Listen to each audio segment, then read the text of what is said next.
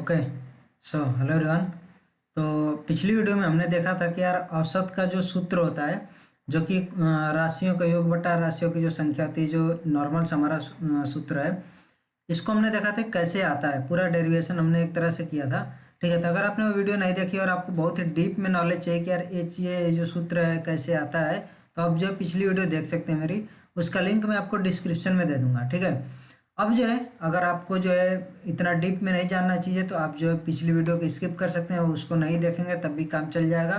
ठीक है, आपको बस इतना जानना है कि यार जो हमारा औसत होता है ना, उसका सूत्र क्या होता है कि राशियों का योग अब बटा में राशियों की संख्या, यानी कि अगर हमारे पास मान लो कि 5 नंबर दिए हों, 1, 3, 5, 7 और 18, इस तरह से 5 नंबर दिए हों और पूछ ले कि इनका औसत क्या होगा, तो हम क्या करेंगे, जो भी 5 हमारी राशियां थी, 1, 3, 5, 7, 18, सभी को ऊपर क्या करेंगे, जोड़ देंगे और बटा में क्या करेंगे, कितनी राशियां हमारी हैं। तो 5 राशि थी तो पाँचों को हम क्या कर देंगे, यहाँ पर बटा में 5 लिख देंगे। ठीक है, राशियों की संख्या की जगह 5 लिख देंगे। ये हमारा नॉर्मल सा जो सूत्र होता है वो होता है। और ये चीज़ें मैंने आपको सारी समझाई थी कि होता क्या है, कैसे मतलब इनका एक्चुअल में क्या मीनिंग होता है वास्तव में। फिर यही चीज़ मैंने लिखा है कि औसत का फॉर्मूला कैसे आता है, इस चीज़ के लिए आप वीडियो देखना पड़ेगा। फिर दूसरी चीज़ हमारी क्या है कि औसत चाल एक होती है। ठीक है, अब औसत चाल जो हमारी होती है थोड़ी सी अलग हो जाती है। अब मान लो कि मैंने दे दिया कि यार एक डिस्टेंस है, सॉरी,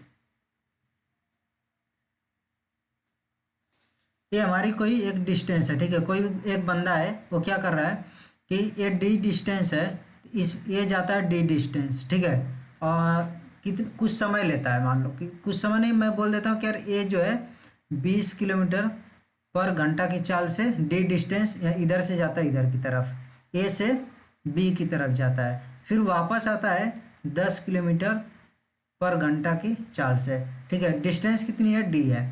तो ये चीज़ मैंने आपको बता दी। अब मैं पूछता हूँ कि यार औसत चाल क्या होगी। तो कुछ लोग क्या करेंगे, बोलेंगे कि औसत निकालना है, तो अभी तक तुमने फॉर्मूला क्या पढ़ा था कि जो भी संख्या दी रहेगी उतने में और कितनी संख्याएं हैं वो कर देंगे बटा में और हमारा आ जाएगा। तो इस तरह से वो क्या निकालेंगे कि औसत जो चाल होगी वो हो जाएगी 20 धन में 10 बटा में 2 बराबर 15 किलोमीटर पर घंटा जो है हमारी औसत चाल हो जाएगी। लेकिन एक गलत है। ठीक है, ये जो हमारा है ये चीज़ गलत है। हमारा क्या होता है, सूत्र क्या होता है औसत चाल का कि कुल दूरी, दूरी कितनी चल गया है, तो डी दूरी इधर चला, डी दूरी इधर, यानी टोटल दूरी कितना चल गया 2D बटा में कुल समय कितना लगा। तो जाने में समय कितना लगा, तो समय बराबर हमारा क्या होता है, समय बराबर होता है दूरी बटा में चाल। तो जाने में कितना समय लगा, दूरी कितनी है डी, और जाने की चाल क्या है 20 किलोमीटर पर घंटा, और फिर आने में क्या समय लगा, तो डी बटा में 10 किलोमीटर पर घंटा। बस इसी को हमें हल करना पड़ेगा।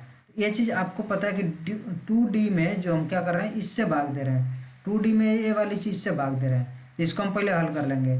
10 और 20 का लघुत्तम 20 हो जाएगा। ठीक है, 20 से 20 में भाग देंगे, एक बार जाएगा और एक का गुणा कर देंगे डी में, तो डी आ गया धन में। डी में गुणा करेंगे किसका, 2 का, क्यों, क्योंकि 10 का भाग देंगे 20 में और 20 में भाग देंगे 2 आएगा, 2 का क्या करेंगे, गुणा कर देंगे डी में। ये सारी चीज़ें मैंने आपको पीछे बता रखी है, जब मैं आपको शायद भिन्न वाला चैप्टर पढ़ा रहा था और लघुत्तम वाले में भी शायद बताया। तो ये चीज़ें अगर आप जो शुरू से सभी वीडियोस देख रहे हैं तब तो आपके लिए बहुत ही अच्छी चीज़ है। अगर ये चीज़ समझ में आ रहा है तब भी आप आगे बढ़ सकते हैं। अगर नहीं समझ में आ रहा है तो मैं बोलूँगा कि आप पीछे की वीडियोज़ को देखो, जो भिन्न वाली वीडियोज़ हैं उनको देखो। ठीक है, अब ये क्या है, 2D में आप भाग दे रहे हो, ये कितना हो जाएगा, 2D और धन डी, यानी कि 3D हो गया। तो 3D भागे 3D बटा 20 से आप भाग दे रहे हो, तो हमारा क्या हो जाएगा, 2D गुणे में 20 बटा 3D हो जाएगा। ठीक है, जब गुणा होगा तो पलट जाएगा, डी से डी कट जाएगा, बराबर क्या हो जाएगा 40 बटा में 3। ठीक है, तो इतना किलोमीटर पर घंटा। तो आप देख रहे हो यहाँ पर कितना उत्तर आ रहा है इस सूत्र से, और यहाँ पर 15 आया था। ये भाग दोगे तो 13 दशमलव कुछ आएगा, 13×3 = 39 और 13.33 आएगा। ठीक है, और यहाँ पर आपका 15 आया था। तो इस तरह से हमें क्या है, समझ में आ गया कि हमें कैसे हल करना है। जब औसत चाल पूछेगा तो ये वाला सूत्र लगाना पड़ेगा, कुल दूरी बटा कुल समय वाला। ठीक है, अब ये चीज़ मैं आपको नहीं बता रहा हूँ कि यार ये जो है सूत्र क्यों हमारे यहाँ पर लगता है, क्योंकि ये चीज़ अगर मैं आपको समझाने लगूंगा तब इसमें भी काफ़ी टाइम लग जाएगा। जैसे मैं पिछली वीडियो में बताया था आपको जो चीज़, ये वाला सूत्र बताया था, तो उसमें काफ़ी टाइम लगा था। ऐसे इसमें बहुत ज़्यादा टाइम लग जाएगा और उतना जो है आपके जानने के लिए कुछ वैसा चीज़ है नहीं। ठीक है, तो इसलिए मैं ये चीज़ को थोड़ा सा अवॉइड कर रहा हूँ, ये चीज़ नहीं बता रहा हूँ। और बस मैं बोलूँगा कि आप जो इस चीज़ को याद रख लें कि जो भी औसत चाल होगी क्या आ जाएगी, कुल दूरी बटा में कुल समय। अब इसको याद कैसे रखना है, इसको याद इस तरह से रखना है कि आपका क्या होता है, चाल बराबर दूरी बटा समय होता है। ठीक है, बस ये चीज़ आपको याद है। तो जब भी औसत चाल पूछेगा तो यहाँ पर क्या करेंगे, कुल दूरी और बटा में कुल समय कर देंगे। ठीक है, अब आगे बढ़ते हैं। आगे में हमारा कौन सा है सूत्र, तो जो सूत्र हमने पिछली वीडियो में देखा था वही वाला सूत्र है। अब इसमें होता क्या है, ये चीज़ मैंने आपको पिछली वीडियो में भी बताई थी कि यार अगर हमारे पास ए एन, इसको मैं लिख रहा हूँ, औसत को ए एन लिख रहा हूँ। ठीक है, तो और संख्याएं कौन कौन सी, x1 x2 x3 x4 इस तरह से xn करके हैं। तो सभी संख्याओं को हम जोड़ लेंगे, बटा में n कर देंगे। ठीक है, अब ये तो हो गया कि हमें जब ये संख्याएं दी हो इनका औसत निकालना होगा तो हम इस तरह से निकाल लेंगे। लेकिन अगर मान लो पूछ दिया कि यार हमारा जो है ना, हमारे पास कुछ संख्याएं हैं, 10 संख्याएं मान लो, यानी कि n का मान दे दिया 10। हमारे पास क्या है, 10 संख्याएं हैं, उनका औसत दे दिया है मान लो कि 15 है। तो उन संख्याओं का योग क्या होगा, तो वो भी हम निकाल सकते हैं। क्या होगा, ऊपर क्या है, संख्याओं का योग है और बटा में क्या है, n, यानी कि कितनी संख्याएं हैं। तो कितनी संख्याएं है पता है, औसत क्या है पता है, हम क्या करेंगे, तिरिया गुणा कर लेंगे, यानी an गुणे n जो हमारा हो जाएगा उन सभी संख्याओं का योग आ जाएगा। ठीक है, तो ये इस तरह से अलग अलग इस पे सवाल बन जाते हैं। अभी हम सभी सवाल करेंगे, जब सवाल को करेंगे तब आपको और अच्छे से समझ में आएगा कि सूत्र हमारे हैं क्या।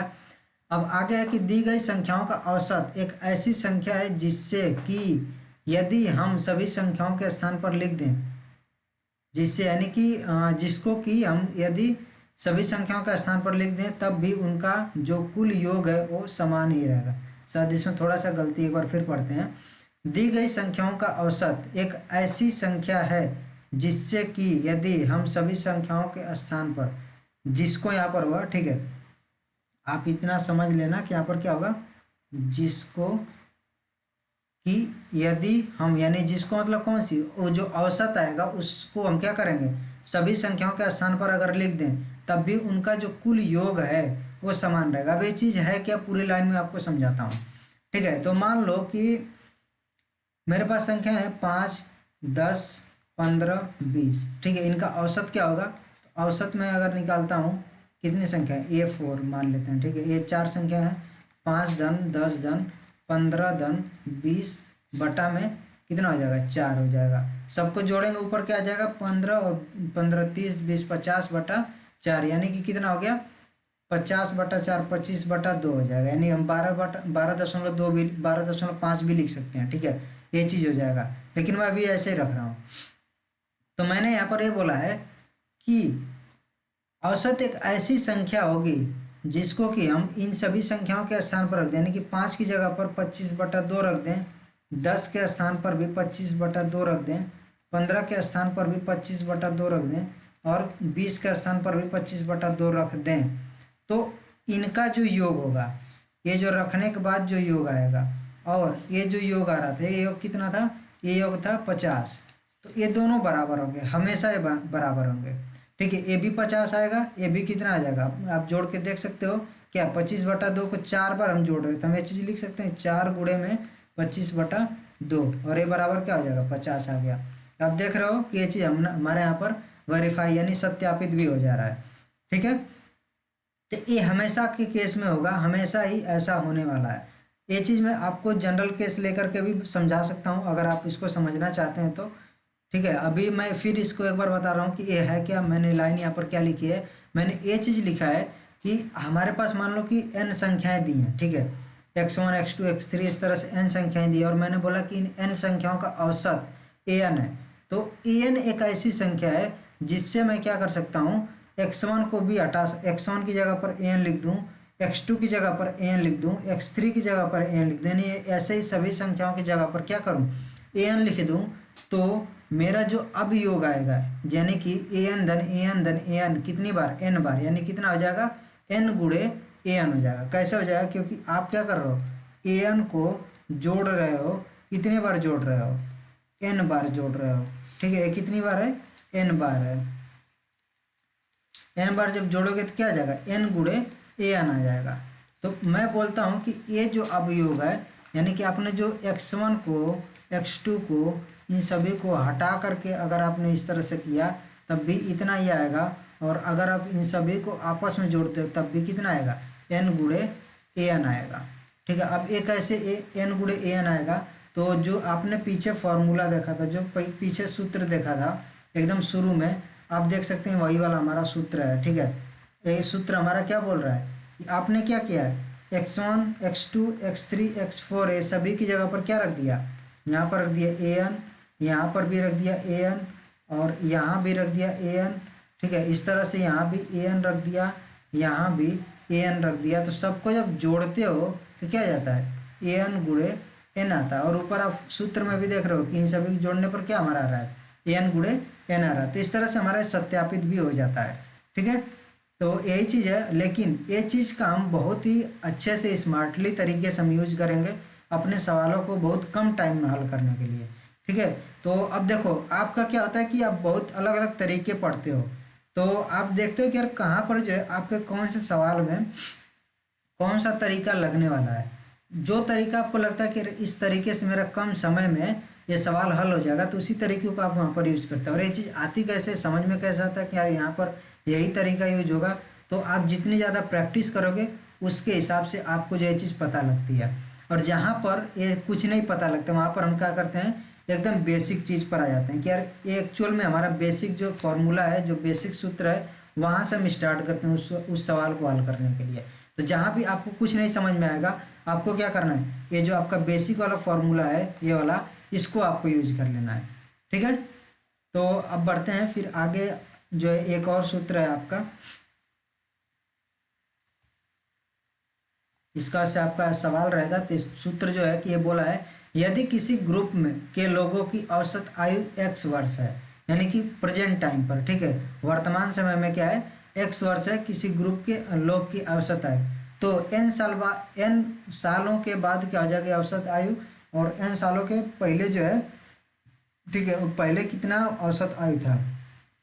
ये दो चीज़ें, और इस पर सवाल भी पूछता है। तो इसको मैं आपको समझाना चाहूँगा एक उदाहरण से, जो कि जनरल x1 x2 लेकर के मैं समझाऊंगा और दिखाऊंगा कि ये जो चीज़ है ये आ जाती है। ठीक है, तो यानी कि आप कोई भी x1 x2 की जगह पर कोई भी आप नंबर लोगे तो हमेशा वही वो क्या रहेगी, सही रहेगी। अब देखो मैंने क्या बोला कि यार एक ग्रुप है, उसमें जो है मान लेते हैं कि हमारे कितने वहाँ पर लोग हैं, n लोग हैं। ठीक है, अब उन लोगों सभी की आयु क्या है, x1 है, किसी की x2 आयु है, किसी की x3 है, इस तरह से करके xn है। ठीक है, अब इनका जो है मैंने बोला कि यार औसत आयु जो है ना इस टाइम पर क्या है, x है। मैं ये चीज़ लिख सकता हूँ, x बराबर क्या हो जाएगा, x1 धन x2 धन x3 धन में, और ऐसे ही xn, और बटा में क्या हो जाएगा मेरा, n हो जाएगा। ठीक है, क्योंकि n लोगों की आयु है तो बटा में n हो गया।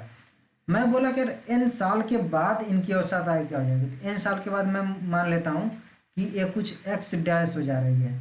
ठीक है, तो x1 यानी कि अगर मान लो मेरी उम्र आज कितनी है, आज अगर मान लो 20 साल है, तो 5 साल बाद क्या हो जाएगी, 25 साल हो जाएगी। ठीक है, यानी कि मेरे साथ के जितने भी लोग हैं, मान लो कोई ये होगा 15 साल का इस टाइम पर होगा, कोई 20 साल है, किसी का 18 साल उम्र है, किसी को 19 साल है, तो 5 साल बाद तो सबकी 5-5 बढ़ेगी। ठीक है, जो 15 साल वाला है उसकी 5 बढ़ करके 20 हो जाएगी, जो 18 वाला उसकी बढ़ करके 23 हो जाएगी, जो 19 वाला उसकी 24 हो जाएगी, जो 20 वाला उसकी 25 हो जाएगी। ठीक है, यानी कि जिसकी जितनी भी उम्र है उन सब में क्या हो जाएगा, 5 जो है वो बढ़ जाएगा।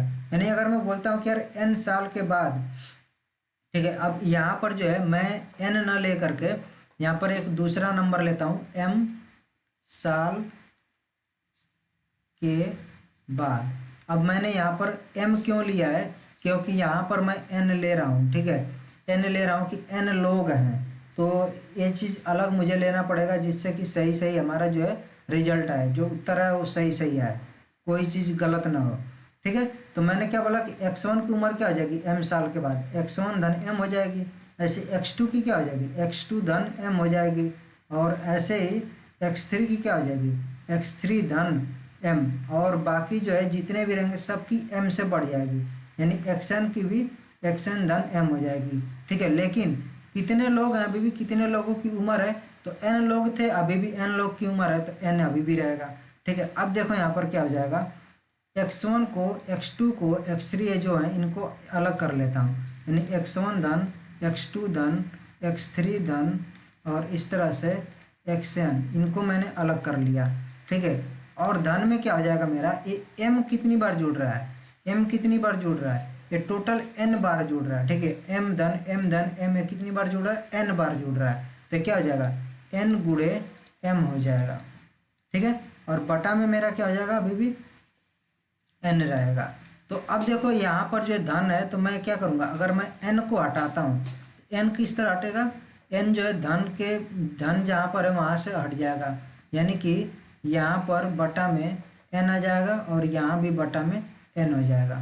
ठीक है, अब इसको मैं थोड़ा सा और अच्छे से समझाना चाहता हूँ कि मान लो अगर मैंने लिखा दो धन दो धन दो धन दो, 4 बार लिखा, तो क्या लिखता हूँ मैं कि 2 गुणे 4 लिख सकता हूँ। ठीक है, अब ये कैसे आ जाता है यार, अब आप सोचोगे कि यार 2 गुणे 4 क्यों मैंने लिख दिया, तो अब देखो मैं क्या करता हूँ, एक और अच्छा तरीका है मेरे पास कि मैं 2 यहाँ से सब जगह से कॉमन कर सकता हूँ, तो क्या बचेगा, एक धन एक धन एक धन एक।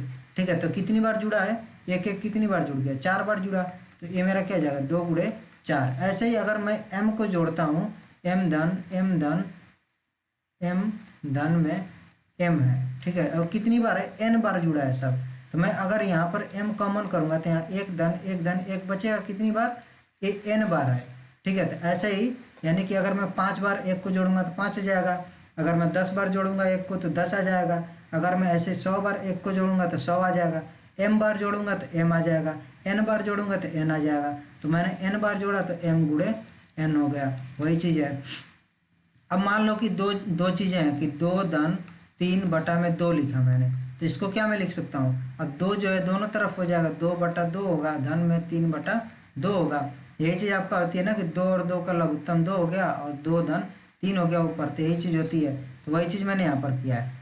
अब ये जो चीज़ है इसका मान कितना है, ये चीज़ आप देख सकते हो यहाँ पर मिलाओ, ये चीज़ हमें पहले से पता है कि x1 से लेकर के xn तक का क्या है, औसत जो है x है, यानी कि ये क्या लिखा है, x1 से लेकर के xn तक का औसत लिखा है ये चीज़, तो ये मेरा क्या हो जाएगा, ये हो जाएगा x, और धन में क्या हो जाएगा, n से n कट जाएगा, बचेगा कितना, m बचेगा, तो क्या मेरा आ गया, m साल के बाद जो है उनकी औसत उम्र क्या हो जाएगी, x धन m, यानी कि जितने साल बाद पूछेगा औसत उम्र वो औसत में ही जुड़ जाएगा उतना।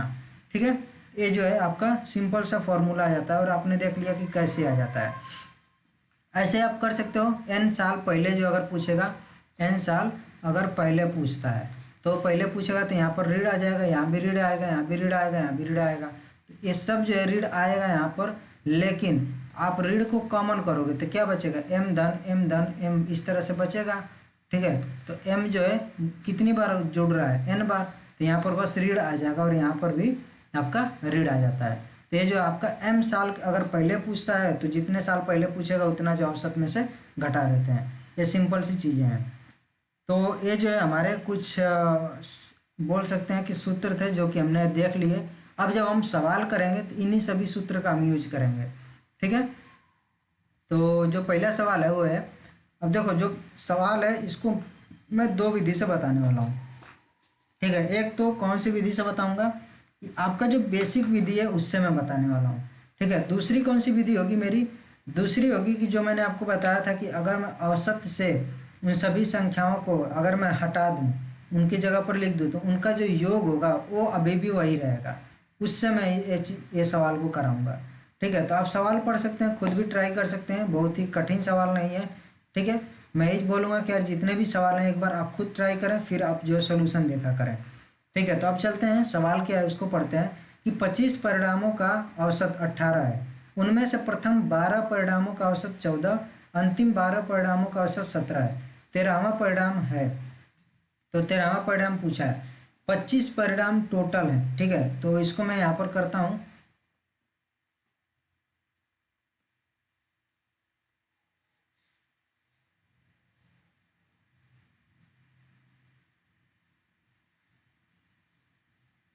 तो इसको करने के लिए जो पहला हमारा तरीका है उसको मैं पहले बताता हूँ।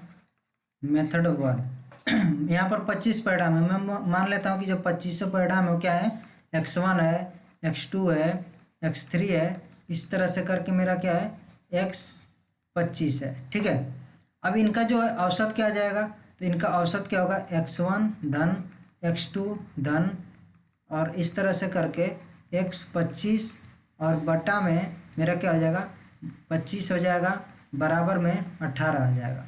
ठीक है, 25 परिणाम का औसत क्या आ गया, 18 आ गया। ये चीज़ हमारा हो गया। आगे क्या बोल रहा है कि उनमें से प्रथम 12 परिणामों का औसत यानी x1 से लेकर के x12 तक का जो परिणाम है उनका औसत 14 है।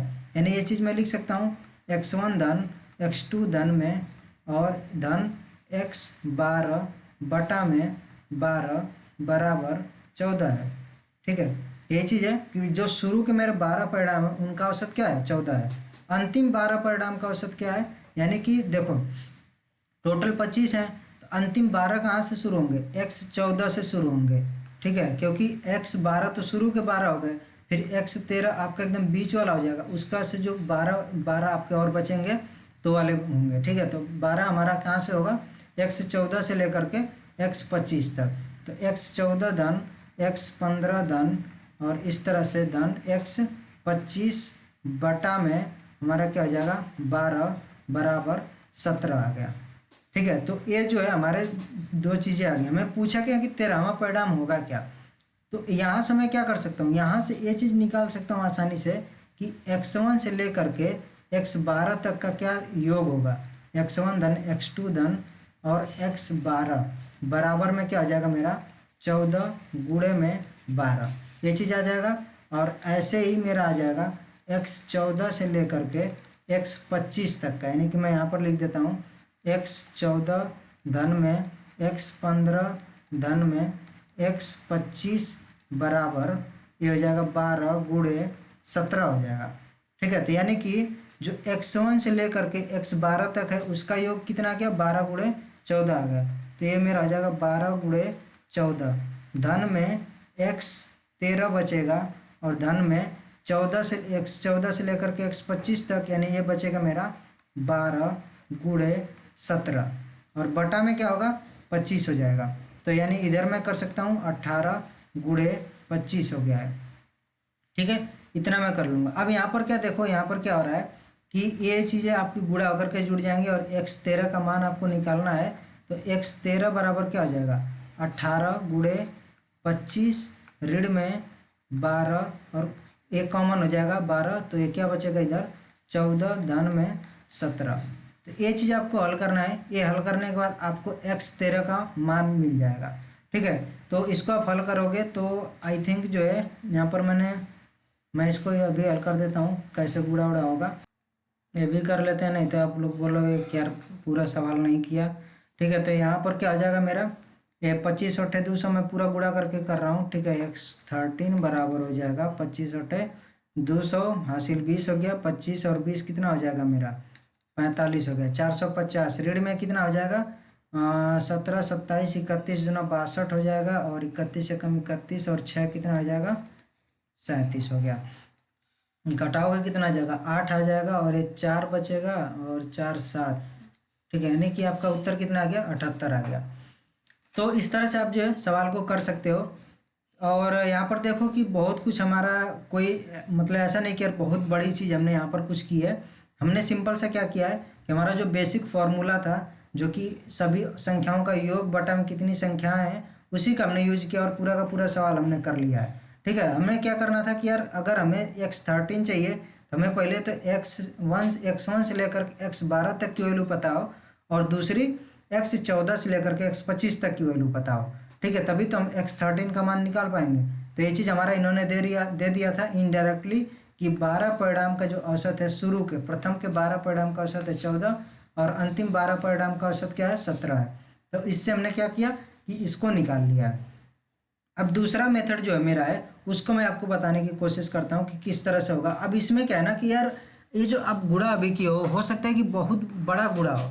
अभी तो आप देखो कि इतना छोटा गुणा आप कर सकते हो, लेकिन काफ़ी बार क्या होगा कि यार कुछ उटपटांग गुणा हो कि यार ऐसा ही गुणा आ गया कि हम कर ही नहीं पा रहे हैं, ठीक है, उसको करने में ही कम से कम 20-30 सेकंड लग गया, 40 सेकंड लगे, इस तरह से काफ़ी समय लग गया गुणा करने में। तो वहाँ पर हम क्या ट्राई करेंगे, जो हमारा दूसरा मेथड है इसको भी हम देख लेंगे कि यार अगर ये लग जा रहा है तो आसानी से हम इसी को लगाएंगे। दूसरा मेथड क्या है, यहाँ पर जो है मेरे 25 परिणामी x1 है, x2 है, x3 है, इस तरह से मेरे करके हैं x25 है। ठीक है, इनके कुछ मान होंगे, अब मुझे पता नहीं कि यार वो मान क्या है ना, तो इन्होंने यहाँ पर दिया, लेकिन ये चीज़ बोला कि औसत जो है ना 18 है। तो मैं बोल रहा हूँ कि यार औसत 18, तो मैं क्या करता हूँ, x1 को भी 18 मान लेता हूँ, x2 को भी 18 मान लेता हूँ, x3 को भी 18 मान लेता हूँ, यानी जितनी संख्याएं हैं सभी को मैंने मान लिया कि यार वो सभी संख्या क्या है, 18 है। ठीक है, जो मैंने आपको बताया था कि मैं क्या कर सकता हूँ कि जितनी भी मेरी संख्याएं हैं मैं सभी संख्याओं को अपने औसत से हटा सकता हूँ, यानी उन सभी संख्याओं की जगह पर मैं औसत को लिख सकता हूँ। और ऐसा करने पर अगर आप जो है इनका योग करते हो x1 से लेकर के x25 तक, तब भी उतना ही आएगा जितना कि आप जो औसत जो आपका है उनको आप जोड़ते हो उतनी बार। ठीक है, तो इसलिए हमने ये किया। फिर इन्होंने क्या बोला कि प्रथम 12 परिणामों का औसत क्या है, 14 है।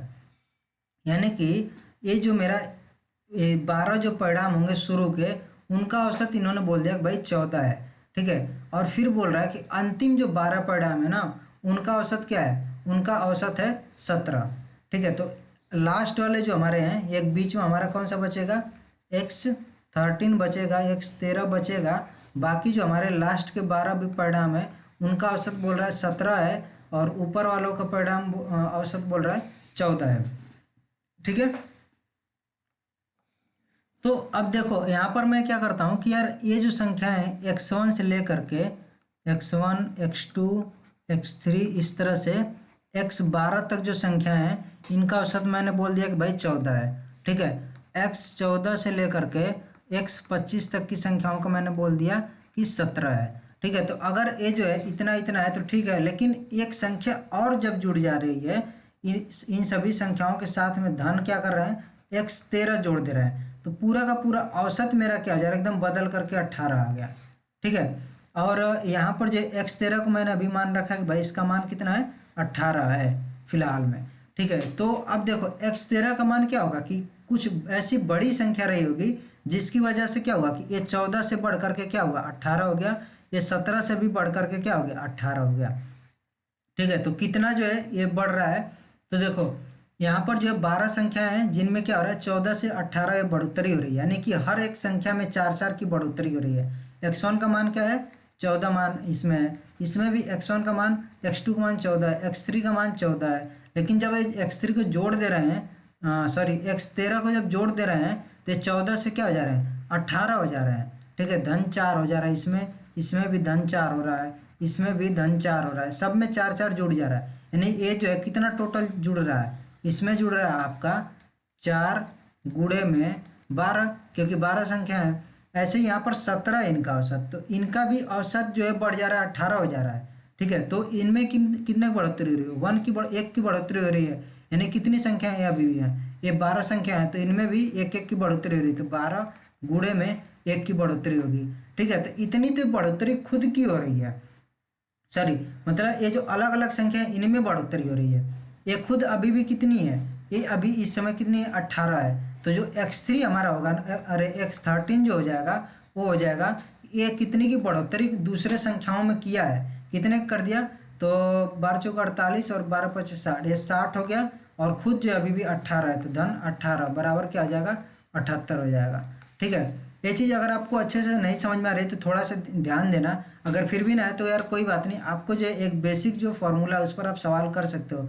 ये सिर्फ मैं इसलिए बता रहा हूँ कि आप देखो यहाँ पर बहुत ज़्यादा कोई गुणा भाग करने की जरूरत नहीं पड़ी, और ऐसा ही हमेशा के केस में लगभग हो जाता है, आपको ज़्यादा गुणा भाग करने की जरूरत नहीं पड़ती अगर ये चीज़ आपको समझ में आ जाता है तो। ठीक है, हम यहाँ पर क्या ध्यान देते हैं कि यार इसी चीज़ पर ध्यान देते हैं कि पूरा जो योग है ना इन सभी संख्याओं का, वो चेंज नहीं होगा, ये चीज़ हमें याद रखना है। यानी कि अगर जो है कोई संख्या की वजह से कोई संख्या हमने जोड़ दिया उसमें, तो अब जो है जो भी औसत वगैरह जो अगर उनका बढ़ रहा है तो उसी संख्या की वजह से बढ़ रहा है। मान लो कि अगर हम इसमें कोई और संख्या जोड़ते ही नहीं तो ये औसत हमेशा 14 ही रहता है। ठीक है। लेकिन हमने कोई एक बड़ी संख्या जोड़ दी, तब औसत जो आपको पता है कि एक ऐसी संख्या होगी औसत जहाँ से क्या होगी, सभी की दूरी बराबर होगी लगभग। ठीक है, पिछली वीडियो में मैंने आपको बताया था कि वहाँ से क्या होगी कि सभी संख्याओं की दूरी लगभग बराबर, लगभग नहीं, वहाँ से जो है सभी संख्याओं की दूरी बराबर ही होगी। ठीक है, तो मान लो कि मेरे पास जो है संख्याएं है इस तरह से x1, x2, x3 और ए जो है xn तक है। ठीक है, इनका औसत मैंने बोल दिया कि भाई औसत क्या है कि m है। ठीक है, और मैंने एक और इसमें कोई संख्या जोड़ दी है। ठीक है, वो संख्या क्या है x1 और इसमें x2 ऐसे ऐसे करके xn और फिर एक और संख्या है xn+1 है। अब x+1 जितना भी ज़्यादा या कम होगा तो क्या होगा, इसके औसत पर जो है फर्क पड़ेगा। अगर मान लो कि ये संख्या कुछ ज़्यादा हो गई कि इनके औसत, एक तो हो गया कि भाई अगर ये जो है m के बराबर होती, ठीक है, m के बराबर इसका मान होता तो क्या हो जाता, अभी भी हमारा मान m रहता। ठीक है, मान लो कि अगर मैंने बोला कि भाई 5, 10, 15 और 20 का औसत मैंने बोला था 25/2 है। ठीक है, तो मैंने एक और संख्या इसी में जोड़ दी और वो संख्या क्या है 25/2 ही मैंने जोड़ दी है। तो अब क्या होगा, औसत अभी भी यही बरकरार रहेगा। लेकिन अगर ये मेरी संख्या जितने से भी ज़्यादा होगी, मान लो कि 5 से ज़्यादा है, ठीक है, तो अब 5 से ज़्यादा मैंने +5 लिखा, 5 से ज़्यादा हो गई ये संख्या, तो जितना ज़्यादा है वो जितना नंबर ज़्यादा होगा वो सभी में इक्वली जो है बट जाएगा। यानी कि 5 जो है पाँचों नंबर में बढ़ जाएगा, यानी एक एक से बढ़ जाएगा। तो ऐसे ही यहाँ पर जितना भी ये ज़्यादा संख्या होगी वो जितना ज़्यादा रहेगी वो संख्या क्या होगी, सब में बट जाएगी। ठीक है, अगर कम रहेगी तो फिर क्या करेंगी, इन सभी संख्याओं से कुछ कुछ संख्या ले करके इसमें जोड़ देगी और क्या होगा, एक औसत आएगा जो कि ये जो है m से कम होगा और ए अगर बड़ा है तो m से ज़्यादा होगा। यही चीज़ हमारा बेसिक जो मेन फार्मूला है यही काम करता है। ठीक है, अगर ये चीज़ ना समझ में आई तो यार आगे और भी कुछ हम उदाहरण देखेंगे जिसमें हो सकता है आपको और अच्छे से समझ में आए, थोड़ा सा आप इस पर ध्यान दे सकते हो। बाकी अगर फिर भी ना आता है तो यार उसके लिए मैं अभी कुछ नहीं कर सकता हूँ। आपको क्या करना है, बेसिक फार्मूले पर आपको चले जाना है जहाँ से आप जो है उसको हल कर सकते हो। थोड़ी सी टाइम ज़्यादा लगेगा और ज़्यादा उसमें कोई दिक्कत नहीं है। ठीक है, आगे हमारा क्या है, अगला सवाल है, इसको देखते हैं कि 8 संख्याओं का औसत 20 है।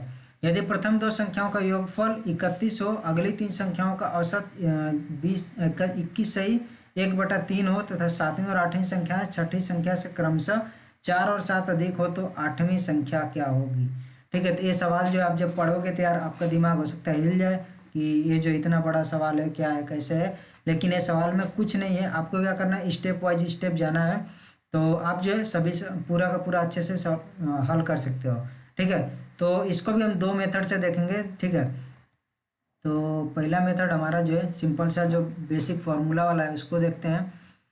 तो इसमें बोल रहा है कि 8 संख्याओं का औसत क्या है, 20 है। तो वो मेरी 8 संख्या मैं मान लेता हूँ x1 से लेकर के उनका औसत लिख लेता हूँ x1 x2 और इस तरह से धन x8 और अपॉन में क्या है 8 बराबर 20 कर लिया मैंने। यदि प्रथम 2 संख्याओं का योगफल 31 हो, ठीक है, प्रथम 2 संख्याओं का योगफल दिया यानी कि x1 धन x2 का मान दे दिया है, x1 धन x2 बराबर क्या दिया है 31 दिया है। अगली 3 संख्याओं का औसत, ठीक है, अगली 3 संख्याओं का औसत क्या है, यानी कि x3 से ले करके x3 धन x4 धन x5 और बटा में 3 बराबर क्या दिया है 21 सही 1/3, यानी कि क्या है 21 नहीं 63 और 1 64/3 है, यानी ये हो जाएगा मेरा 64/3। तो 3 से 3 कट जाएगा और क्या बचेगा आपका x3 से लेकर के x5 तक का जो सम आ जाएगा, योग आ जाएगा x3 धन x4 धन x5 बराबर 64 आ गया। ठीक है, तो x1 धन x2 मिल गया, x3 x4 x5 भी मिल गया। आगे बोला है कि 7वीं और 8वीं संख्याएं छठी संख्या से क्रमशः 4 और 7 अधिक है। यानी अगर मैंने मान लिया कि मेरी छठी संख्या क्या है, छठी संख्या x, तो मेरी 7वीं क्या हो जाएगी, 7वीं संख्या मेरी आ जाएगी x धन 4 और 8वीं संख्या क्या हो जाएगी x धन 7 हो जाएगी। तो अब क्या करना है, यहीं पर हमें सबको रख देना है और 8वीं संख्या पूछा है, 8वीं संख्या क्या होगी, तो 8वीं संख्या x धन 7 होगी। लेकिन उसके पहले हमें x का मान निकालना पड़ेगा। ठीक है, तो x का मान कैसे निकल जाएगा, तो जो हमारा ऊपर वाला फॉर्मूला है उसी में हम सबको रख देना है और रखने के बाद हमारा क्या हो जाएगा, वो निकल जाएगा। तो यहाँ पर हम क्या करेंगे, सभी के सभी मान को रख देंगे इनके। x1 x2 का मान क्या है, तो मेरा 31, तो मैं यहाँ पर करूँगा आगे 31 धन में x3 से x5 तक का मान क्या है 64 है, धन में x6 का मान क्या है, मैंने माना है छठी संख्या x है, और धन में सातवीं क्या है x धन 4 है, तो x धन 4 हो गया, और आठवीं मेरी है धन में x धन 7, और बटा में 8 है, 8 इधर आ जाएगा तो 8 गुणे में 20 हो गया, और यहाँ से मेरा आ जाएगा, सबको मैं जोड़ लूँगा, ठीक है। तो ये हो जाएगा कितना 5 और ये 95 धन में x धन x 3x और धन में 4 धन 7 कितना 11 हो जाएगा, बराबर में ये हो जाएगा 8 दूना 16, और यहाँ से मेरा आ जाएगा 106 3x बराबर 160 माइनस 106, और x का मान यहाँ से मुझे मिलेगा ये कितना आ जाएगा 54, और 54 बटा में 3, और ये हो जाएगा 3 एकम 3 8 24। तो 18 जो है हमारा ये कौन सी संख्या है, ये हो गई छठी संख्या। हमें पूछा कौन सा है, आठवीं संख्या पूछा है, तो आठवीं संख्या क्या आ जाएगी 18 धन में 7 बराबर क्या आ जाएगी 25 आ जाएगा, ठीक है। तो इस तरह से हमारा ये वाला सवाल हल हो जाएगा, जो कि हमारा बेसिक फार्मूला है उससे हल हो जाएगा। और मैं आशा करता हूँ कि ये चीज़ आपको अच्छे से समझ में आ गई कि हम बेसिक फार्मूले से कैसे इसको हल कर लेंगे। अब देखो इसको हल करते हैं अपने दूसरे मेथड से, कैसे हल होगा। तो यहाँ पर जो 8 संख्या है, तो मैं मान लेता हूँ यार x1 है, x2 है, x3 है, x4 है, x5 है, x6 है, x7 है और x8 है। इनका औसत दिया है कि औसत कितना है 20 है। मैं क्या करूँगा, सभी को बोल दूंगा कि यार सभी संख्या कितनी है 20 है, ठीक है। ये भी 20 है, ये भी 20 है, ये भी 20 है, ये भी 20 है। लेकिन इन्होंने बोला है कि जो प्रथम दो संख्या इनका योग कितना है, एक्चुअल में 31 आ रहा है, लेकिन औसत से अगर आप 20 बोल रहे हो तो इनका योग कितना आ गया 40 आ गया। यानी कि इन दोनों के बीच में अंतर कितना है 9 का अंतर है। तो जो 9 का अंतर आया ना, वो कहीं इधर से जो है 9 संख्या जो है टोटल मिल करके गई है और 31 में जुड़ गई, जिससे इनका औसत क्या हो गया था 20 हो गया था, और योग जो है अब 40 आ रहा है इन दोनों को जोड़ने पर, ठीक है। इन दोनों को जोड़ने पर योग जो है 40 इसलिए आ रहा है, लेकिन वास्तव में बोला है कि भाई संख्या 31 आ रहा है। यानी कोई मान लो कि 16 अगर होगी तो एक 15 हो गई होगी, इस तरह से कोई दो संख्याएं होंगी। लेकिन अब जो है इधर से कोई संख्या मिल करके क्या कोई बड़ी संख्या रहेगी, तो उससे जो है जितना जो औसत बना होगा उससे जो जितना ज़्यादा रहा होगा वो कहाँ चला गया होगा, वो चला गया होगा x1 x2 के पास। तो 9 जो है इतना ज़्यादा इधर से आ रहा है, 9 क्या आ रहा है इधर से आ रहा है। फिर बोला कि x3 से लेकर के x5 तक का क्या आ रहा है औसत 64/3 आ रहा है, ठीक है। यानी कि इनका योग अगर निकालोगे तो कितना आ जाएगा 64 आ जाएगा एक्चुअल में योग, ठीक है। क्योंकि आपको पता है कि यार औसत बराबर मेरा क्या होता है, जो भी संख्या उनका योग, यानी x3 से लेकर के 5/3, और औसत कितना है 64/3 है, तो 3 से 3 कट जाएगा, x3 से लेकर के 5 तक क्या आ जाएगा 64 आ गया। तो वास्तव में इनका योग कितना है 64 है। लेकिन जब आप 20 लिख बोल, ये तो माने हो ना खुद से, ये चीज़ तो आप खुद माने हो कि यार 20 है 20 है 20 है, खुद माने हो। तो जब आप माने हो तब जो है आपका कितना आ रहा है, तब आ रहा है आपका 60 आ रहा है, ठीक है। यानी कि जब आप औसत निकाल रहे हो तब 60 आ रहा है इनका योग, और जब ये जो एक्चुअल में 64 है, तो ये जो 4 है एक्चुअल में जो 4 का कमी आ रहा है, वो 4 मान लेते हैं कि यार यहाँ पर चला गया था 9 में। तो यानी कि अब अभी भी कितने की बढ़ोतरी हो रही थी, अब है 5 की बढ़ोतरी, ठीक है। इसमें से हम क्या करेंगे 4 घटा देंगे तो 5 की बढ़ोतरी। अब 5 की जो बढ़ोतरी हो रही है ये यहाँ से कहीं से आ रही है, 4 की बढ़ोतरी यहाँ से हुई थी, अब 5 की बढ़ोतरी कहाँ से हो रही है, यहाँ से हो रही है। तो ये चीज़ मैं बोल सकता हूँ कि यार x6 को मैं x मानता हूँ, तो x7 क्या हो जाएगा x धन 4 हो जाएगा, और x जो है 8 कितना हो जाएगा x धन 7 हो जाएगा। और इन सब का योग कितना आ रहा है, इन सब का योग आपका आ रहा है यहाँ पर इस तरह से निकालोगे तो 20 धन 20 धन 20 यानी कितना हो गया 60 हो गया। और धन में अभी भी ये 5 जो एक्स्ट्रा आ रहा था, ये कहाँ से जा रहा था, यहाँ से जा रहा था, यहाँ पर 5 धन 5 यहाँ से जा रहा था और धन 4 यहाँ से जा रहा था। तो ये जो धन 5 है ये हमारा यहाँ से आ रहा है, ठीक है। तो अब ये हमारा हो जाएगा, यहाँ पर क्या हो जाएगा 3x धन 11 बराबर में 65, ठीक है। और 3x बराबर क्या हो जाएगा, ये हो जाएगा 54, और x का मान क्या आ जाएगा, अभी 18 आएगा, ठीक है। तो 18 आ गया, आपको क्या 8वीं संख्या निकालनी थी, तो x धन 7 और बराबर क्या हो जाएगा 25 आ जाएगा। तो यही चीज़ आपका आएगा, यहाँ पर 25 आ गया, ठीक है। तो आई होप जो है ये दूसरे तरीके से भी आपको समझ में आ गया कि यार कैसे हम इसको हल कर सकते हैं। फिर अब बढ़ते हैं अगले सवाल पर। और यहाँ पर मैंने बोल रखा कि एग्जाम प्रैक्टिस पीडीएफ जो है उसको डाउनलोड कर लेना। पिछली वीडियो में मैंने आपको दे रखा था लिंक उसका, इस वीडियो के लिंक डिस्क्रिप्शन में भी आपको उसका लिंक मिल जाएगा, तो आप वहाँ से डाउनलोड कर लेना। और फिर जो है उसका सॉल्यूशन अगली वीडियो में आपको मिल जाएगा, ठीक है।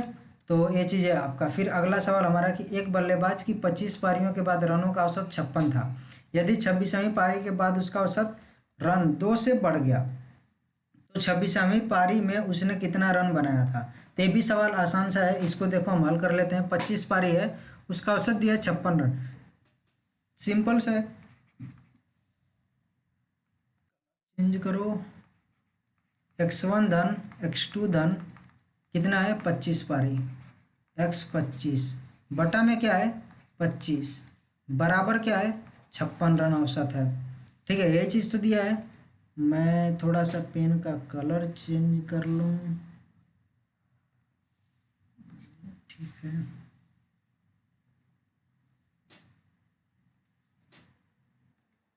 तो ये चीज़ हो गया। फिर अब बोल रहा है कि 26वीं पारी के बाद उसका औसत रन 2 से बढ़ गया, यानी कि अब क्या हुआ कि x1 धन x2 धन इस तरह से धन x 25 तो है ही, अब 26वीं पारी भी जुड़ गई थी x 26 और बटा में क्या हो जाएगा 26 बराबर उसका औसत रन किससे बढ़ गया 2 रन से बढ़ गया, तो 56 धन 2 हो गया, ठीक है। तो अब क्या बोल रहा है कि 26वीं पारी में उसने कितना रन बनाया था। तो यहाँ से आपको x1 से लेकर के x 25 तक का सम मिल जाएगा। कितना हो जाएगा, ये हो जाएगा 56 गुणे 25 धन में x 26 बराबर ये 58 गुणे 26 हो गया, ठीक है। ये चीज़ हो जाएगा। अब आपको क्या करना है, यहाँ से जो है हल करना है, x 26 का मान निकालना है। तो ये हो जाएगा x 26 बराबर 58 गुणे 26 ऋण में 56 गुणे 25, ठीक है। तो अब जो है आप इसको हल करेंगे तो आपका आंसर आ जाएगा 108। यहाँ पर आप देख रहे हो कि यार इतना बड़ा गुणा करने की जरूरत पड़ेगी हमें ये दोनों तरफ, और फिर उसको घटाना पड़ेगा। तो इसीलिए मैं ये चीज़ को थोड़ा सा अवॉइड करता हूँ कि यार ऐसे जब भी आपको सवाल करने हो तो आप दूसरे मेथड से किया करें। अब मैं दूसरा मेथड आपको बताने जा रहा हूँ कि आप जो है दूसरे मेथड से कैसे कर लेंगे। तो यहाँ पर मैं क्या करूँगा कि मैं यहाँ पर लिख लेता हूँ x1 है, x2 है, x3 है, इस तरह से आप करके x 25 है। अब इनका औसत कितना है 56 रन है, सबका औसत 56 रन है, ठीक है। तो मैं 56 रन बोल देता हूँ कि यार एक्चुअल में इसने हर पारी में 56 रन बनाया। अब 26वीं पारी जब इसकी जुड़ रही है तो क्या हो रहा है कि औसत जो है 56 से 2 बढ़ गया, यानी कि इसका रन भी 2 हो गया, 2 बढ़ करके हो गया, इसका भी 2 बढ़ गया, इसका भी 2 से बढ़ गया, इसका भी 2 से बढ़ गया, इसका भी 2 से बढ़ गया, और इनके बीच में जितने उनका भी बढ़ गया, यानी कि टोटल रन कितना बढ़ा टोटल, ठीक है। टोटल कितना रन बढ़ गया, तो देखो ये जो है ये तो 58 होगा, ये मुझे यहाँ पर क्या होगा कि 26वीं पारी के बाद से उसका रन 2 बढ़ा है, तो एक 26 का मान 58 हो गया। मैं बोलूँगा कि यार 26वीं पारी में अभी फिलहाल कितना रन मुझे दिख रहा है 58 रन दिख रहा है, लेकिन एक्चुअल में क्या था कि 58 रन से कुछ ज़्यादा रहा होगा, जिसकी वजह से जो ज़्यादा था वो मेरा यहाँ पर यहाँ पर यहाँ पर सब जगह क्या होगा बट गया। तो कितना बटा है 25 पारी में क्या होगा, 25 पारी में सब में क्या हुआ 2-2 रन से ये बटा है, ठीक है। तो ये जो 2-2 रन 25 पारी में बटा है वही मेरा एक्स्ट्रा रन था, तो मैं क्या करूँगा 25 गुणे में 2 कर दूंगा, तो मेरा कितना हो गया 58 धन में 50 और बराबर क्या होगा 108, यानी इतना रन बनाया था जिसकी वजह से क्या हुआ 58 रन, तो ये औसत हो गया और यही औसत हर जगह बटा है, ठीक है। तो जो जितना एक्स्ट्रा था वो क्या हुआ हर जगह जा कर के बट गया। तो आई होप कि ये चीज़ भी आपको समझ में आ गई कि दूसरे मेथड से हम कैसे कर सकते हैं। अब बढ़ते हैं अपने अगले सवाल पर। बहुत आगे मत बढ़ो भाई। यहाँ पर है कि एक कक्षा के 30 विद्यार्थियों की औसत आयु 0.5 यानी 0.5 साल से कम हो जाती है अगर हम शिक्षक को हटा देते हैं। ठीक है, यानी 30 विद्यार्थी हैं और शुरू दिया कि यदि शुरू में 30 विद्यार्थी और शिक्षक की औसत आयु 14 साल है तो शिक्षक की आयु क्या है। तो पहला मेथड देखेंगे, फिर हम कैसे होगा। तो 30 विद्यार्थी हैं, x1 धन x2 धन में x30 धन में टीचर, और बटा में क्या हो जाएगा, बटा में हो जाएगा मेरा 31, और इनकी औसत आयु कितनी है, 14 साल है। ये चीज़ मैं बोल सकता हूँ। अब फिर क्या बोला कि अगर मैं टीचर को हटा दिया तो इनकी औसत आयु क्या हो जा रही है, 0.5 से कम हो जाती है, यानी कि x1 धन में x2 धन में x30 बटा में 30 बराबर क्या हो गई, ये हो गई 0.5 से कम, यानी कि 13.5 हो गई है।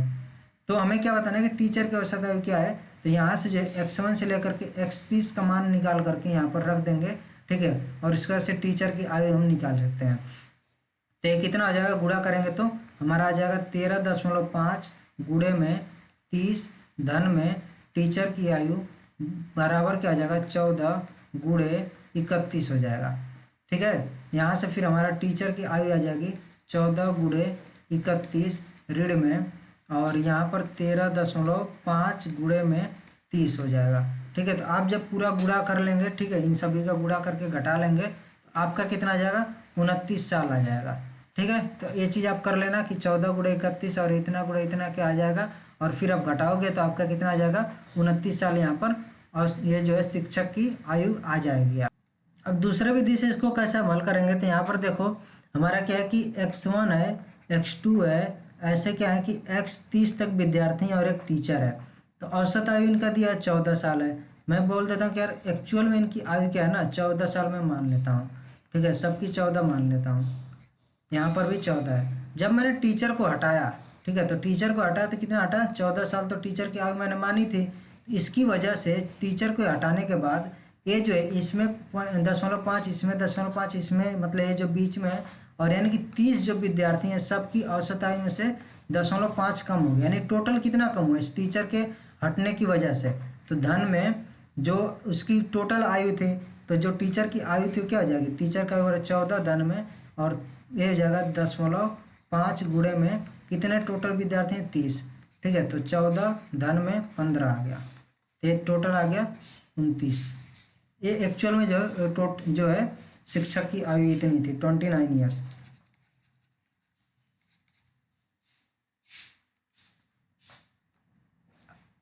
अब हो सकता है कि यहाँ पर किसी को भी डाउट है कि यार यहाँ पर जो है 0.5 तो यहाँ से भी घटेगा, लेकिन एक्चुअल में तो ये हट गया ना। यहाँ पर क्या हुआ कि ये तो पहले ही साइड हो गया, ये वाला जो चीज़ है ये हमारा हट गया, तो ये हट गया है, तो बाकी जो जो कम हो रहा है, कम किस में से हो रहा है, इन सभी में से कम हो रहा है। ठीक है, और किसकी वजह से कम हो रहा है, क्योंकि इसकी वजह से इसकी जो है एज, एक्चुअल में एज कुछ और थी, कुछ काफ़ी ज़्यादा थी, तो वो जो एक्स्ट्रा जो चीज़ थी वो सभी में आकर के यहाँ पर जुड़ी हुई थी। तो जैसे वो चीज़ हटा, आपका जो है 0.5 सभी में से क्या हुआ, कम हो गया। तो हमने क्या माना था, 14 साल इस तरह है, और जो एक्स्ट्रा जो इनमें जुड़ा था वो भी हट गया। तो जो एक्स्ट्रा जुड़ा था वो इतना जुड़ा था, तो वही चीज़ हमने देख लिया कि यही चीज़ तो जुड़ा था, तो एक्चुअल में ये जो है उसकी एज हो जाएगी। ठीक है, तो ये चीज़ आपको समझ में आ गई होगी। और अब हम चलते हैं अपने अगले सवाल पर, और इसको भी देख लेते हैं।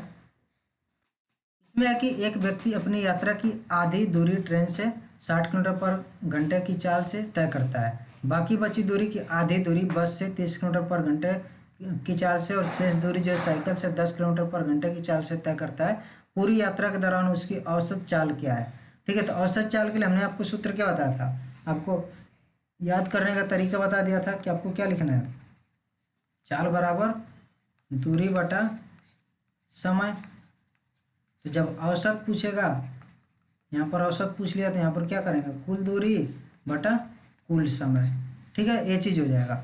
अब इसको हमें हल कैसे करना है, देखो, तो मान लो कि एक कोई जो है यात्रा कर रहा है, ठीक है, पूरी दूरी कितनी है, डी है, डी दूरी है, तो इसमें से बोला कि आधी जो दूरी है ना वो ट्रेन से तय किया, यानी कि D/2 है। ठीक है, ये है D/2, और ये 60 किलोमीटर पर घंटे की चाल से चला। बाकी जो आधी बची हुई है इसका इसने क्या किया, इसमें से भी आधी दूरी, ठीक है, क्या बोल रहा है कि जो बाकी बची दूरी है उसकी दूरी की आधी दूरी, यानी कि ये कितनी हुई है, D/4 है, और ये भी D/4 है। टोटल कितनी थी, d/2 थी, तो d/2 की आधी d/4 आ जाएगी। तो d/4 है, ये वाली 30 किलोमीटर पर घंटे की चाल से चला और ये वाला जो है 10 किलोमीटर पर घंटे की चाल से चला है। ठीक है, तो अब पूरी यात्रा के दौरान उसकी औसत चाल क्या है, यही चीज़ पूछा गया है। तो इसको हम क्या करेंगे, यहाँ पर जो है औसत कुल दूरी कितनी है, कुल दूरी यहाँ पर हमने मान रखा है यार कि d है पूरी की पूरी दूरी, तो ये चीज़ हम लिख लेंगे, पूरी दूरी है d। तो हम फॉर्मूले में रखेंगे कुल दूरी d हो गई बटा में कुल समय कितना लगा। तो ये वाली जो दूरी है d/2 चलने में कितना समय लगा, समय बराबर दूरी बटा चाल, तो दूरी बटा में चाल धन में ये इधर से ये वाला समय कितना लगा, तो दूरी बटा में चाल धन में दूरी बटा में चाल, ये चीज़ हो गया। अब हमें क्या करना है, ये देखो कि d/2 में भाग हो रहा है किसका, 60 का, तो हम क्या करेंगे d/2 गुणे में 1/60 हो जाएगा हमारा। ठीक है, तो ये कितना आ जाएगा, यहाँ से कर देंगे d/120 धन में ऐसे ही d/4 और 30 का क्या हो जाएगा d/120 धन में d/40। अब हमें पहले नीचे वाले को हल करना पड़ेगा। यहाँ पर क्या हो रहा है कि d में भाग कर रहे हैं, इस वाले से भाग कर रहे हैं। ठीक है, इस वाले d में इससे भाग कर रहे हैं, तो पहले हम नीचे वाले को हल कर लेते हैं। तो d और बटा में क्या हमारा हो जाएगा 120 लघुत्तम आएगा, नीचे का 120 हो गया, ये हमारा होगा d धन में 40 का भाग देंगे, इसमें 3 बार जाएगा तो हो जाएगा 3d। अब क्या हो जाएगा d में गुणा होगा किस तरह से 120 बटा में 5d का, तो d से d कट जाएगा और यहाँ पर 5 दूना 10 5 चौको 20, ये आ जाएगा इतना किलोमीटर पर घंटा जो है उसकी औसत चाल थी। ठीक है, और ये जो चीज़ें कैसे अगर एक गुणा वगैरह इस तरह से आपको करने नहीं आता है तो ये सारी चीज़ें मैंने आपको पिछले वीडियोज़ में बता रखी हैं। अब वो जो आपको पूरा देखना पड़ेगा, खोजना पड़ेगा कहाँ पर मैंने बताई है। शायद मैंने लघुत्तम वाले वीडियोज़ में ये सारी चीज़ें बता रखी हैं कि कैसे इस तरह से हल करते हैं। तो अगर ये चीज़ नहीं समझ में आती है तो आप खोज करके जो मेरा अंक गणित जो है प्रतियोगी परीक्षा वाला जो प्लेलिस्ट है उसमें जा करके आप वीडियो को खोज करके खुद देख सकते हैं, तब आपको जो ये चीज़ें अच्छे से समझ में आ जाएंगी। ठीक है, मैंने सारी चीज़ें वहाँ पर बहुत अच्छे से बहुत ही लो लेवल से डिस्कस की हैं, तो मैं चाहूँगा कि अगर आपको चीज़ें नहीं आती हैं तो आप जो चीज़ें सारी देखें। ठीक है, तो बस आज की वीडियो में इतना ही, इतने सवाल थे हमारे जो कि देखने थे। अब जो है हमारा जो नेक्स्ट रहेगा वीडियो, उसमें हमारा जो PDF है उसको भी हम देख लेंगे। तो हो सकता है कि अगली वीडियो में ही आपको PDF का सॉल्यूशन मिल जाए या फिर किसी और वीडियो में मिले, तो अभी इसकी मैं गारंटी नहीं दे सकता हूँ। लेकिन हमारा जो एक और चैप्टर रहेगा जो कि है मिक्सचर यानी कि मिश्रण पर, तो बहुत इंपॉर्टेंट चैप्टर है, उसको भी आप देखेंगे। और मैंने आपको बताया था कि यार औसत और मिश्रण एकदम सेम चैप्टर हैं, बहुत ज़्यादा उनमें अंतर नहीं होता है। मैं जब पढ़ाऊँगा आपको तो एक अलग तरीके से बताऊँगा, तो उसमें आप देखना कि यार ये दोनों चैप्टर एकदम एक हैं, आपको कुछ ज़्यादा याद करने की ज़रूरत नहीं पड़ेगी। ठीक है, तो PDF को भी आप डाउनलोड कर लेना, आप जो है प्रैक्टिस क्वेश्चन वगैरह कर लेना, और फिर आपको जो है जैसे ही आपको वीडियोस के उनके सॉल्यूशन मिलेंगे आप वहाँ से देख सकते हैं कि कौन सा सवाल आपका सही है कौन सा गलत है और क्यों जो है आप किस वजह से गलती किए हो। और फिर और चीज़ें हैं कि यार अगर कोई नहीं भी हल हो रहा है तो क्यों नहीं हल हो पा रहा है, सारी चीज़ें आप देख सकते हो। ठीक है, तो मिलते हैं नेक्स्ट वीडियो में। So till then take care, bye bye.